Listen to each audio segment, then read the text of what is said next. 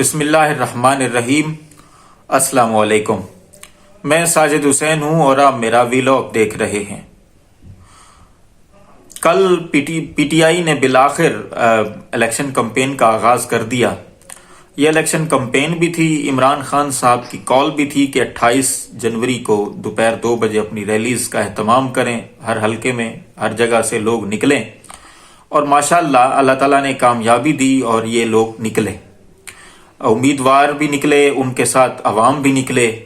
और जो मुझे जिसने मुतासिर किया वो सबसे ज्यादा डेरा इस्माइल खान के अंदर एक वीडियो जिसमें एक तरफ से वो ये इनके पीटीआई के लोग आ रहे थे रैली लेकर और दूसरी तरफ आर्मी के जवान अपना काफिला लेकर जा रहे थे।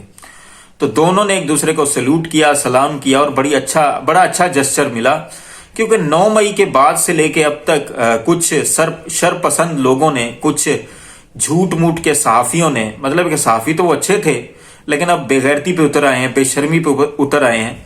इन्होंने ये बात की कि जी अब जो है वो पीटीआई क्योंकि एक फौज मुखालिफ बयानियां रखती है तो लिहाजा अब यानी कि इन्होंने कोशिश की कि एक इदारे को जो वेल डिसिप्लिन्ड इदारा है उसको एक सियासी जमात के सामने लाकर खड़ा कर दिया जाए।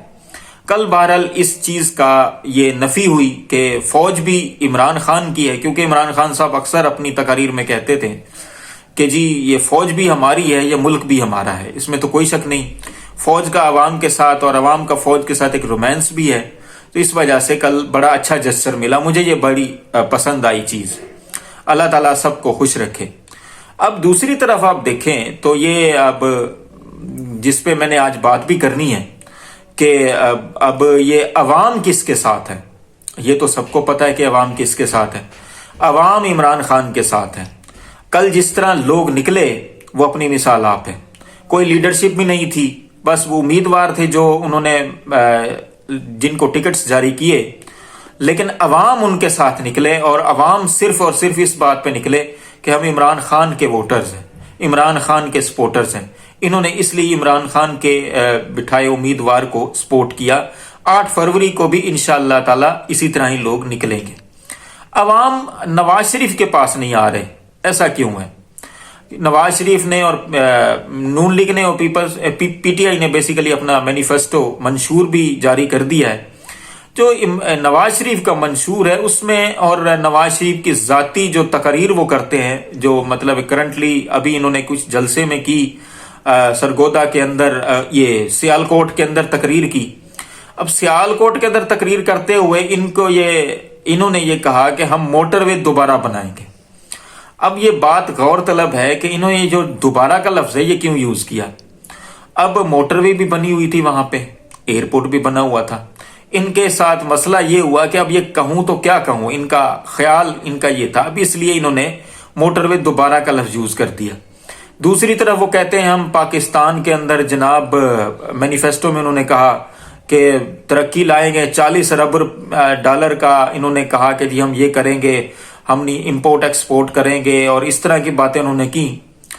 अब नवाज शरीफ का जो छोटा भाई है शहबाज शरीफ, उसकी हुकूमत 16 महीने रही। 32 अरब डॉलर के ऊपर जो रेमिटेंस है, फॉरेन जो पाकिस्तानी है, जो ओवरसीज पाकिस्तानी है, उन्होंने वो भेजी। तो ये 26-27 अरब डॉलर के ऊपर तो शहबाज शरीफ ले आए हैं। दूसरी तरफ ये लोग ओवरसीज पाकिस्तानी का इन्होंने वोट का हक भी छीन लिया जो इमरान खान ने दिया था। मंशूर में ये कहते हैं कि जी हम इनसे जो है ना रेमिटेंसेस लाएंगे और पता नहीं क्या क्या इन्होंने बातें की हैं।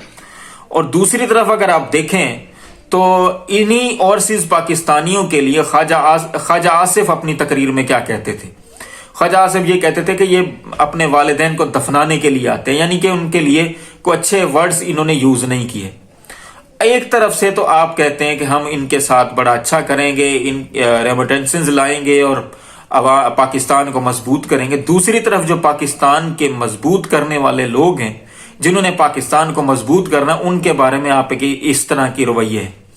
और पीटीआई ने भी मंशूर अपना जारी किया, क्योंकि उनको पता है, उन्होंने एक मंशूर के अंदर ये बात की कि 4 साल जो है वो पार्लियामेंट की हम मुद्दत करवाएंगे और ट्रूथ ریکنسلیشن کا جو ہے نا انہوں نے یہ بات کی کہ ظاہر سی بات ہے کہ غلطیاں سب سے ہوتی ہیں، کوئی ایک بندہ غلطی نہیں کرتا تو پھر دوسری طرف جو ہے وہ اسی کو غلطی کرتا ہے یا نہیں کرتا اس کو سزا بھی ملتی ہے. تو اب اس کو جو ہے نا انہوں نے یہ کیا ہے کہ ہم بیٹھ کے بات کریں گے اور جس کی غلطیاں ہیں ان کو آئیڈینٹیفائی کر کے تو انہی کے ساتھ کو معاملہ کریں گے. یعنی کہنے کی بات یہ ہے کہ بڑی اچھی بات ہے کہ مل بیٹھ کر اس ملک کی بات کرنی چاہیے. اور ایک بات جو تینوں میں مشترک ہے، جو کر بھی نہیں پائیں گے، چاہے پی ٹی آئی کی حکومت بھی آ جائے اور باقی لوگ تو بالکل ہی نہیں کر پائیں گے، وہ ہے اس ملک کی معاشی حالت. جو موجودہ معاشی حالت ہے وہ پی ٹی آئی کے لیے بھی کم از کم 3 سال تو ان کو لگیں گے سنبھلتے ہوئے.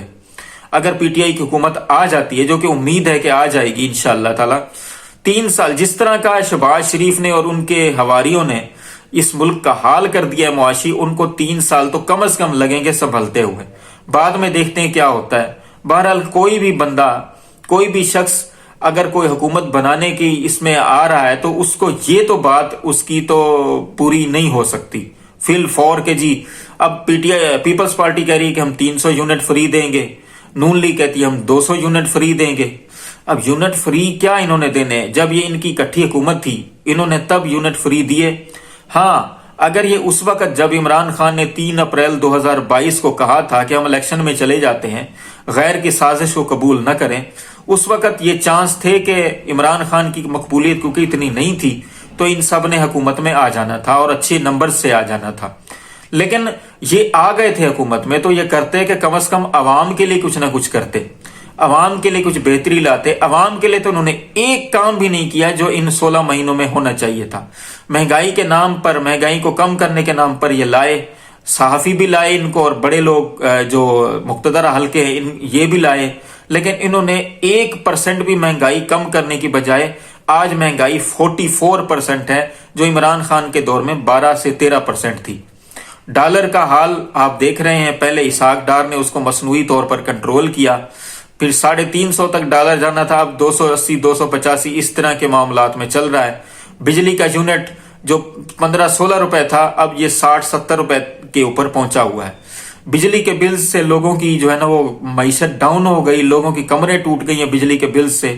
اپنے بچوں کے زیور اور بچوں کی چیزیں بیچ کے لوگ بجلی کے بل پے کر رہے ہیں. تو انہوں نے کیا حکومت میں آ کر نون لیگ نے اور ان کے حواریوں نے کرنا ہے، یہ تو عوام اب جان چکے ہیں. عوام اب جس بندے کی طرف دیکھ رہے ہیں وہ ہے قیدی نمبر 804، کیونکہ وہ مشکل میں نہ تو بھاگا ہے نہ ہی اس نے کوئی اور کام کیا ہے، نہ تو وہ ان کے ساتھ ڈیل کر رہا ہے. بات کرنے کے موڈ میں ہے صرف صاف اور شفاف الیکشن کے اوپر، کیونکہ اس کو پتا ہے کہ عوام اس کے جو ہے وہ پیچھے کھڑے ہیں. جس طرح کے کل حالات تھے، الحمدللہ ثم الحمدللہ لوگ نکلے اور لوگ پاکستان کی خاطر نکلے ہیں. بڑی اچھی بات ہے. اللہ تعالیٰ 8 فروری کے دن بھی اسی طرح لوگوں کو ہمت دے، طاقت دے، تاکہ لوگ اپنے ووٹ کا حق استعمال کر سکے. تمام دیکھنے سننے والوں کو اللہ آسانیاں دے اور آسانیاں تقسیم کرنے کی توفیق بھی دے. ان مشکل حالات میں یہ ملک ہم نے بڑی قربانیوں کے بعد حاصل کیا. اس ملک کے لیے بھی دعا کریں، اپنے فلسطینی بھائیوں کے لیے بھی دعا کریں، اپنے آس پاس دوستوں رشتہ داروں کا بھی خیال رکھیں اور ہمارے اس چینل کا بھی. آپ کا بہت بہت شکریہ.